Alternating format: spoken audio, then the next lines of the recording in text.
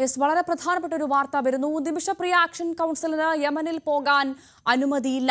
സുരക്ഷാ കാര്യങ്ങൾ ചൂണ്ടിക്കാട്ടിയാണ് വിദേശകാര്യ മന്ത്രാലയം അനുമതി നിഷേധിച്ചത്. സുപ്രീം കോടതി നിർദ്ദേശപ്രകാരം നൽകിയ അപേക്ഷ തള്ളി. സനയിലെ സുരക്ഷാ സാഹചര്യം മോശമാണെന്ന് യമനിലെ സുരക്ഷാ സാഹചര്യം മോശമാണെന്ന് ആക്ഷൻ കൗൺസിലിന് നൽകിയ കത്തിൽ വിദേശകാര്യ മന്ത്രാലയം അറിയിച്ചു. MS അനീഷ് കുമാർ വിവരങ്ങളുമായി ചേരുന്നു.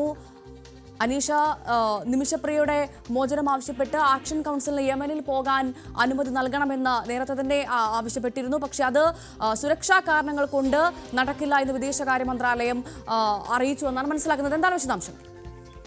നേരത്തെ ആവശ്യപ്പെട്ട് സുപ്രീം കോടതിയെ സമീപിച്ചിരുന്നു. ഒരു നയതന്ത്ര പ്രതിനിധി സംഘത്തെ യമനിലേക്ക് അയക്കുകയും മോചനവുമായി ബന്ധപ്പെട്ട ചർച്ചകൾ ഊർജിതമാക്കി മുന്നോട്ട് കൊണ്ടുപോവുകയും ചെയ്യണമെന്നാണ് ആവശ്യം ഉന്നയിച്ചത്. ഒരു 5 അംഗ പ്രതിനിധി സംഘത്തെ നിയോഗിക്കണമെന്നാണ് പറഞ്ഞത്. അതിൽ 2 പേർ ആക്ഷൻ കമ്മിറ്റി ഭാരവാഹികളായ ആളുകൾ, ഒപ്പം ഈ ചർച്ചകൾക്ക് ഇപ്പോൾ അനൌദ്യോഗികമായി നേതൃത്വം നൽകുന്ന കാന്തപുരത്തിന്റെയുമായി ബന്ധപ്പെട്ട 2 പ്രതിനിധികൾ, ഒപ്പം കേന്ദ്ര സർക്കാരിന്റെ ഒരു നയതന്ത്ര തല ഉദ്യോഗസ്ഥനും ഈ സംഘത്തിൽ ഉണ്ടാവണമെന്നാണ് ആവശ്യപ്പെട്ടത്.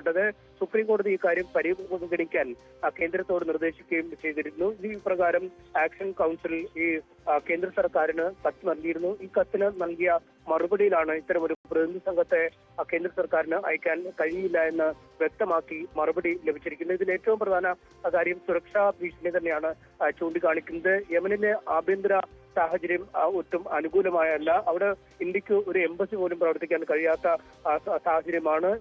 യമനിലെ അല്ലെങ്കിൽ സനയിൽ പ്രവർത്തിക്കേണ്ട എംബസി ഇപ്പോൾ റിയാദിലേക്ക് മാറ്റി സ്ഥാപിച്ചിരിക്കുന്ന, റീലൊക്കേറ്റ് ചെയ്തിരിക്കുന്ന ഒരു സാഹചര്യമാണ്. അതുകൊണ്ട് പ്രതിനിധി സംഘം എന്ന നിലയിൽ സനയിലേക്ക് പോകുന്ന ആളുകളുടെ സുരക്ഷ ഉറപ്പാക്കാൻ ഒരു തരത്തിലും കഴിയാത്ത സാഹചര്യം. അതുകൊണ്ട് ഉദ്യോഗസ്ഥരടക്കമുള്ള പ്രതിനിധി സംഘത്തിന്റെ സുരക്ഷയാണ് ഏറ്റവും പ്രധാന കാര്യമായി ഇപ്പോൾ കേന്ദ്രം കണക്കാക്കുന്നത്. അതുകൊണ്ട് ഒരു പ്രതിനിധി സംഘത്തെ അയക്കാൻ കഴിയില്ല. നിലവിൽ ഈ നിമിഷപ്രിയയുടെ മോചനവുമായി ബന്ധപ്പെട്ട ചർച്ചകൾ ഈ കൊല്ലപ്പെട്ട സലാലിന്റെ കുടുംബവും നിമിഷപ്രിയയുടെ കുടുംബവും തമ്മിലാണ് നടന്നു വരുന്നത്. അത്തരം ചർച്ചകൾക്കുള്ള എല്ലാ പിന്തുണയും കേന്ദ്രത്തിന്റെ ഭാഗത്തുനിന്നും ഉണ്ടാവുന്നുണ്ട്. സൗഹൃദ രാജ്യങ്ങൾ വഴിയും ഈ പ്രശ്നങ്ങൾ പരിഹരിക്കാനുള്ള നീക്കങ്ങൾ നടത്തുന്നു. അതുകൊണ്ട് ഒരു പ്രതിനിധി സംഘത്തെ നിമിഷപ്രിയ ആക്ഷൻ കൗൺസിലിന് യമനിൽ പോവാൻ അനുമതിയില്ല. സുരക്ഷാ കാരണങ്ങൾ ചൂണ്ടിക്കാട്ടിയാണ് വിദേശകാര്യ മന്ത്രാലയം ഇപ്പോൾ അനുമതി നിഷേധിച്ചത്. സുപ്രീം കോടതി നിർദ്ദേശപ്രകാരം നൽകിയ അപേക്ഷ തള്ളുകയായിരുന്നു. യമനിലെ സുരക്ഷാ സാഹചര്യം മോശമാണെന്നും ആക്ഷൻ കൗൺസിലിന് നൽകിയ കത്തിൽ വിദേശകാര്യ മന്ത്രാലയം അറിയിച്ചു. MS അനീഷ് കുമാറാണ് വിവരങ്ങൾ നൽകിയത്.